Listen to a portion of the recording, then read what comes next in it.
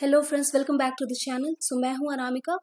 पिछले सेशन में हमने डिस्कस किया था कि कैसे द हिंदू की जो रीडिंग है आपको करनी है, किस तरीके से आप चीजों को वहां पे सेलेक्ट कर सकते हो, क्या चीजें हैं जो इम्पोर्टेंट होती हैं, किस तरीके से ये आपके एग्जाम के लिए इम्पोर्टेंट होता है, क्या इसकी वेटेज है, क्या क्या ये कवर करता है, ये सारी चीजें मैंने आपको बताई। आज मैं ये बताऊंगी आपको कि what to read and what to skip from the Hindu newspaper. आज के इस सेशन में आपको ये पता चलेगा कि किस तरीके से किसी भी डेट के न्यूज़पेपर से आपको क्या क्या पढ़ना है और क्या क्या स्किप करना है। तो जो 9th ऑफ मई का न्यूज़पेपर है द हिंदू का दिल्ली एडिशन का, उससे रिलेटेड चीजों को मैं आपको बताऊंगी कि किस तरीके से आपको इसकी रीडिंग करनी है। Before I proceed, I would again say subscribe to Unacademy channel and use the referral code rank 10। Unacademy plus को सब्सक्राइब कर लीजिए आप, और वहां पे रैंक 10 का रेफरल कोड जो है यूज करके आप वहां पे डिस्काउंट पा सकते हो। Let's get started. तो सबसे पहले यहाँ पे देखिए ये न्यूज अपीयर्स हुई है, ठीक है। तो यहाँ पे सबसे पहला जो न्यूज है वो नेशनल लेवल पे, ये जितने भी न्यूज अभी मैं दिखा रही हूँ वो नेशनल लेवल के न्यूज हैं। तो यहाँ पे कोरोना वायरस को लेके जो भी न्यूज आई है, अब यहाँ पे ये कहा जा रहा है Assam hikes excise duty on liquor. अब यहाँ पे एक्साइज ड्यूटी का नाम आ गया, तो आपको यहाँ पे ये जानना जरूरी है कि एक्साइज ड्यूटी होती क्या है, ठीक है। ये किस तरीके का टैक्स है जो कि किस पे लगाया जाता है। जो ये टैक्स है वो गुड्स पे या फिर किस पे लगाया जाता है, उसके प्रोडक्शन पे, लाइसेंसिंग पे और सेल पे ये लगाया जाता है। किस तरीके से ये कस्टम ड्यूटी से अलग है और किस तरीके से जो सेंट्रल लेवल पे पहले जो ड्यूटीज थी वो लगाई जाती थी। अब एक्साइज ड्यूटी जो है उसमें और जीएसटी में क्या डिफरेंस है, ये सारी चीजें आपको यहाँ पे जाननी है। तो एक्साइज ड्यूटी है, आपको यहाँ पे ये समझना होगा कि वो मैन्युफैक्चर्ड गुड्स पे लगती है, जब वो रिमूवल ऑफ गुड्स के टाइम पे ये लगाया जाता है। लेकिन जीएसटी क्या है, जब ये सप्लाई होते हैं गुड्स और सर्विसेज के तब ये लगाया जाता है। तो इस तरीके से आप यहाँ पे एक्साइज ड्यूटी एक पढ़ोगे। उसके बाद जो इम्पोर्टेंट होगा यहाँ पे ये होगा कोरोना वायरस को लेके जो भी चल रहा है। तो कोरोना वायरस से लेके आपका ये आ जाता है कि हेल्थ केयर जो है इंडिया का वो किस तरीके से इम्पोर्टेंट है। और एक बात पिछले के जो कुछ महीनों में ये बात उठ रही थी कि क्या हेल्थ केयर को फंडामेंटल राइट्स के अंडर लाना चाहिए या नहीं लाना चाहिए। आर्टिकल 21 हमारा कहता है फंडामेंटल राइट गारंटी करता है protection of life and personal liberty to every citizen. तो यहाँ पे आपको यही मैं बता रही हूँ कि इंटरलिंकिंग आपको किस तरीके से करनी है। कोई भी जो न्यूज अपीयर हुई है उसको इंटरलिंक करना आपको सीखना है मेनली। तो अब यहाँ पे इस चीज से रिलेटेड आप देखिए कि क्या जो वैक्सीन है क्रिएशन का कोरोना वायरस को लेके, उसमें क्या क्या चीजें अभी चल रही हैं, डब्ल्यूएचओ का क्या रोल है या फिर वर्ल्ड लेवल पे क्या रोल जो है इंडिया प्ले कर रहा है, ठीक है। तो इसके लिए मैंने जो वैक्सीन प्रोडक्शन है कोरोना वायरस को लेके, उसकी एक मैंने एनालिसिस करी हुई है, आप उसको देख सकते हो। उससे रिलेटेड आपको सारी चीजें पता चल जाएंगी। यहाँ पे सेकेंड न्यूज है कि Maharashtra train accident victims were battling hunger, NGT says absolute law in Visakhapatnam gas leak case and more. अब यहाँ पे दो चीजें आपके पढ़ने लायक हो जाएंगी। सबसे पहले तो आपको एनजीटी के बारे में पढ़ना है, ठीक है, नेशनल ग्रीन ट्रिब्यूनल। आप इसके बारे में जरूर पढ़िए कि किस तरीके से वर्क करता है, किस तरीके की ये बॉडी है, कैसे इसका सेटअप हुआ था, स्ट्रक्चर क्या है इसका, पार्ट्स क्या है इसके, ज्यूरिसडिक्शन क्या है इसका, ये सारी चीजें आपको एनजीटी के बारे में यहाँ पे पढ़ लेनी है। उसके बाद आपको ये भी देखना है कि इसके मेंस के क्वेश्चन किस तरीके से आ सकते हैं। अब यहाँ पे इसमें डेवलपमेंट की क्या क्या जरूरी है कि किस तरीके से जो एनजीटी का स्कोप है इफेक्टिव प्रोटेक्शन एनवायरमेंट का करने के लिए with the balance of human development activities, किस तरीके से जो है सिनारियोज बनाए जा सकते हैं। इस तरीके से मेंस में क्वेश्चन आपके आ सकते हैं। दूसरा ये क्वेश्चन उठ सकता है कि what are the objective of national green tribunal, या फिर ये आप डिस्कस करिए कि जो चैलेंजेस और कॉन्स्ट्रेंट जो फेस्ड होते हैं इस ऑर्गेनाइजेशन के द्वारा इसके ऑब्जेक्टिव को फुलफिल करने में। तो ये सारे मेंस के क्वेश्चन यहाँ पे बन सकते हैं। उसके बाद यहाँ पे आपका जब ये विशाखापट्टनम गैस लीक का केस आता है, तो यहाँ पे सबसे इंपॉर्टेंट यहाँ पे पढ़ने लायक जो बात हो जाती है, भोपाल गैस ट्रेजेडी से इंडिया ने क्या सीखा। ये एथिक्स के भी पार्ट में आएगा जीएस पेपर 4 के में। और यहाँ पे आपको जानना है कि केमिकल डिजास्टर क्या है, डिजास्टर मैनेजमेंट को लेके इंडिया में क्या चल रहा है, और स्टाइरिन गैस जिसका कि लीक हुआ था, स्टाइरिन गैस के बारे में भी आपको पढ़ना पड़ेगा कि ये किस तरीके का गैस है, डेरिवेटिव है ये बेंजीन का, ये कलरलेस इनफ्लेमेबल लिक्विड है और जो कि इवेपोरेट होता है इजिली। तो ये आपके साइंस एंड टेक के पार्ट से रिलेट हो जाएगा, राइट। किस तरीके से ये इसके मैन्युफैक्चरिंग में यूज हो रहा था ये भी आप जान पाएंगे। अब यहाँ पे केमिकल डिजास्टर को लेके क्या इंडिया का रोल रहता है, क्या क्या लीगल सेफ गार्ड है जो कि केमिकल डिजास्टर ऑफ इंडिया के में बाधा बनते हैं, ये सारी चीजें आपके मेंस लेवल की हो जाएंगी, ठीक है। जिसमें आपको एनवायरमेंट प्रोटेक्शन एक्ट 1986 के बारे में पढ़ना है, और पब्लिक लाइबिलिटी इंश्योरेंस एक्ट 1999, या फिर भोपाल गैस लीक एक्ट जो 1985 में पास हुआ था उसके बारे में पढ़ना है, ठीक है। तो ये आपके मेंस पर्सपेक्टिव से होगा। अब आपको समझ में आ रहा होगा कि मैं किस तरीके से रिलेट कर रही हूँ। उसके बाद ये भी आपको पढ़ना है कि यहाँ पे जैसे कि कोरोना वायरस को लेके ये चीज आई, बीएसएफ मैन टेस्ट पॉजिटिव, यहाँ पे आपके पढ़ने लायक कुछ नहीं है, कोरोना वायरस से रिलेटेड जो चीजें आप पढ़ चुके हो ऑलरेडी, ठीक है। अब यहाँ पे ये चीज आती है कि जो श्रमिक ट्रेन रन सो फार 251, अब रेलवे की तरफ से ये न्यूज आई है मान लिया, तो अब आपको यहाँ पे ये देखना है कि किस तरीके से जो गवर्नमेंट है काम कर रही है। जब गवर्नमेंट के इसके स्कीम्स के बारे में बात आती है या फिर गवर्नेंस के बारे में बात आती है तो ये चीजें इंपॉर्टेंट हो जाती हैं। अब मैं यहाँ पे आपको ये बता दूं कि श्रमिक ट्रेन और ये जो माइग्रेंट्स, जो लेबर यहाँ पे माइग्रेंट हो रहे हैं, लेबरर्स जो है एक जगह से दूसरी जगह जा रहे हैं, उसके बाद जो ट्रेन का एक्सीडेंट हुआ, जो 16 मजदूर जो थे उनकी जो डेथ हो गई, ये जो Aurangabad tragedy could have been averted, ये तो गैस लीक से रिलेटेड है, लेकिन जो मजदूरों से रिलेटेड न्यूज आएगी जो भी आ रही है उससे रिलेटेड आपको पढ़ना है कि क्या क्या मेजर लेबर लॉज हैं जो इंडिया में, उसका ब्रीफ इंट्रोडक्शन आपको करना है।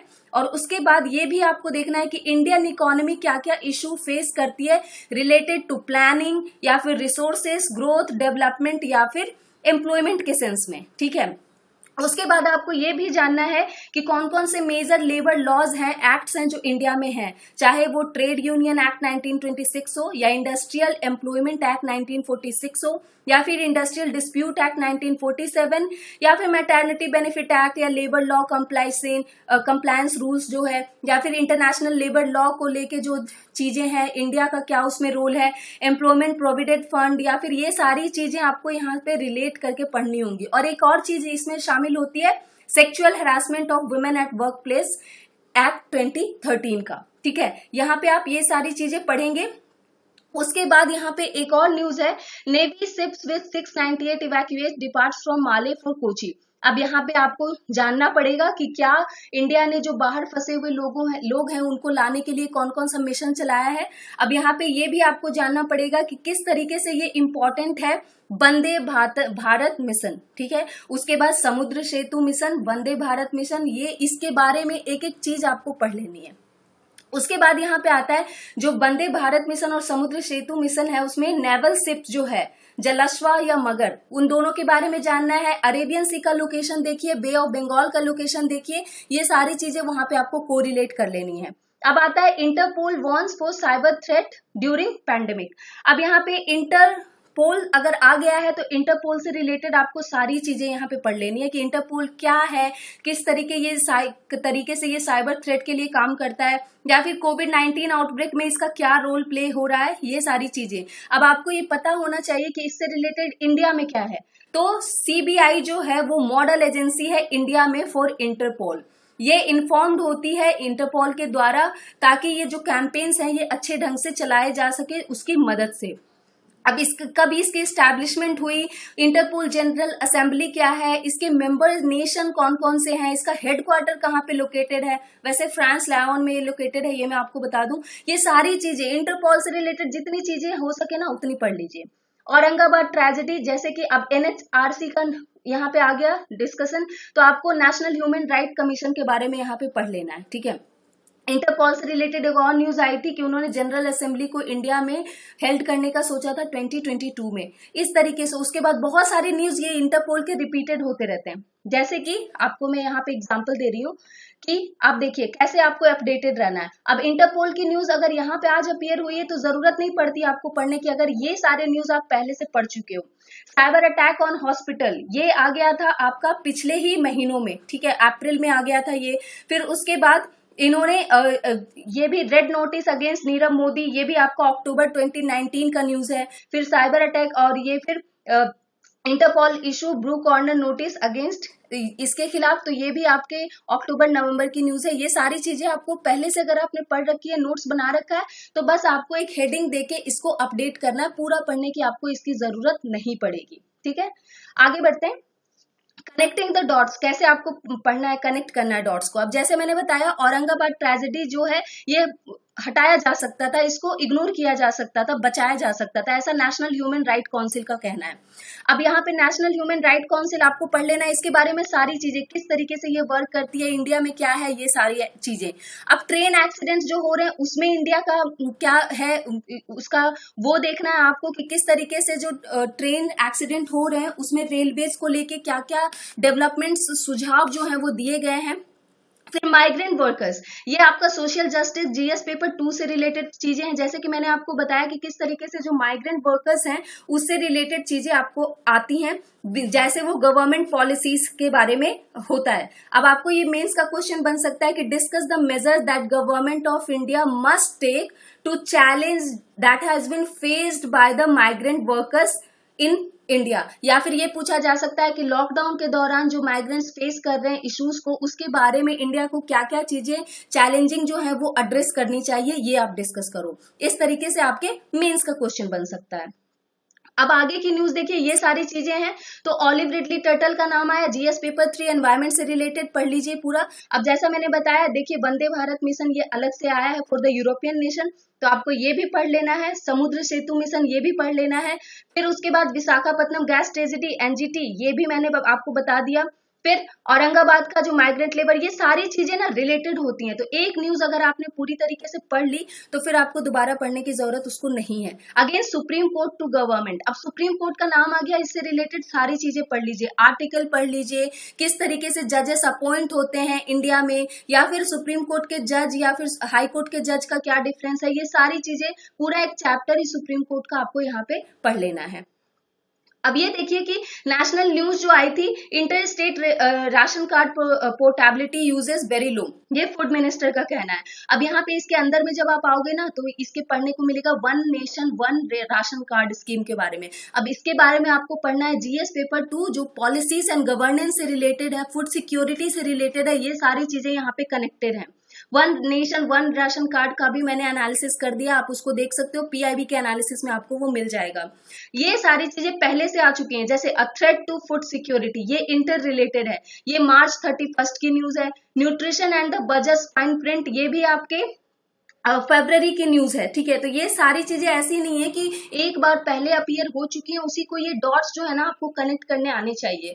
अब यहाँ पे सुप्रीम कोर्ट ने कहा था स्टेट को कि आप फूड सिक्योरिटी एक्ट को लेके अपनी रिपोर्ट पेश करो, तो अब आपको यहाँ पे भी देखना है कि फूड सिक्योरिटी को लेके इंडिया में क्या चल रहा है और क्या क्या इसके प्रावधान बनाए गए हैं।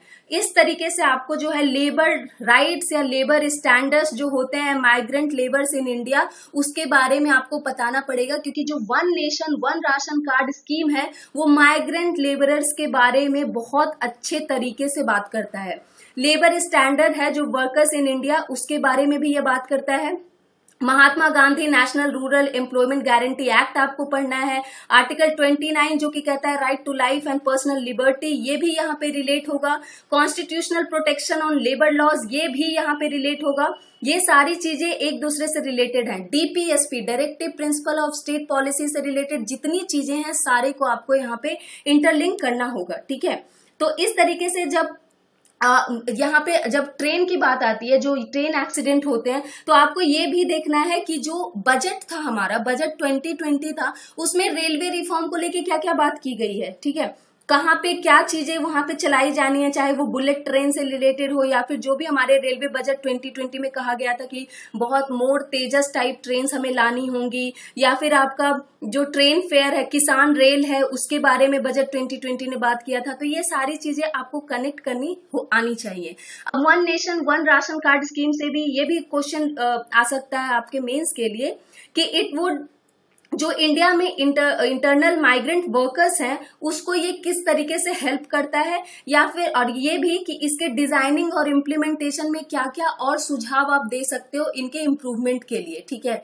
इसके जो भी चीजें इसके लिए अच्छी हैं वो पॉइंट्स भी, और क्रिटिकली अगर एनालाइज करने के लिए आता है तो ये भी बताना है कि क्या क्या लैकुनेज है इसके इम्प्लीमेंटेशन में। ठीक है, इस तरीके से ये सारे चीजें रिलेट होती हैं। यहाँ पे food security act, national food security act भी यहाँ पे रिलेटेड है आपका, ये भी आपको पढ़ना होगा। फिर जो ऑलरेडी एग्जिस्टिंग स्कीम है जैसे कि इंटीग्रेटेड मैनेजमेंट ऑफ पीडीएस, एमपीडीएस जिसे कहते हैं, ये भी आपको पढ़ना होगा। और इस तरीके से जब आप डेली अपडेटेड रहोगे ना, तो शुरू में आपको भले ही 2 से 3 घंटे लगेंगे न्यूज़पेपर पढ़ने में, लेकिन फिर उसके बाद आप डॉट्स को कनेक्ट करना सीख जाओगे और उसके बाद फिर ये टाइम घट के आपका 30 मिनट्स पे आ जाएगा। ठीक है, अब आपको ये भी देखना है कि माइग्रेंट वर्कर्स को लेके इंडिया में क्या क्या रूल्स हैं, और जो भी यहाँ पे चलते हैं जैसे कि इंटीग्रेटेड चाइल्ड डेवलपमेंट सर्विस है, आईसीडीएस है, उसका क्या रोल है। यहाँ पे mid day meal scheme India ने चला रखी है, वो भी आपको पढ़ना होगा। सारे डॉट्स को आप यहाँ पे कनेक्ट करिए। पोषण अभियान भी है यहाँ पे, नेशनल फूड सिक्योरिटी मिशन है वो भी है यहाँ पे। ये सारी चीजें आपको यहाँ पे इंटरलिंकिंग करनी आ जाएगी जब आप धीरे धीरे अपडेटेड रहोगे तो आई होप आपको ये समझ में आ गया होगा। अगर आप चाहते हो कि इंटरनेशनल रिलेशन से भी रिलेटेड ऐसे न्यूज को मैं आपको डॉट्स कनेक्ट करने के लिए बताऊं, तो प्लीज आप कमेंट बॉक्स में टाइप कीजिएगा, तो नेक्स्ट सेशन में हम वो डील करेंगे। आई होप ये आपको समझ में आ गया होगा कि कैसे आपको इंटरलिंकिंग करनी है, और पहले के न्यूज में कैसे बस आपको अपडेट करना है, पूरी चीजें लिखने की आपको जरूरत नहीं है। ठीक है, so it's me signing off. अगर आपको ये फिर से कुछ भी और भी इसमें आपको चाहिए कि आपको मैं बताऊं, तो प्लीज आप कमेंट बॉक्स में इसे टाइप कर दीजिएगा। And don't forget to subscribe Unacademy plus and use referral code rank 10। Stay safe, be at home, bye bye.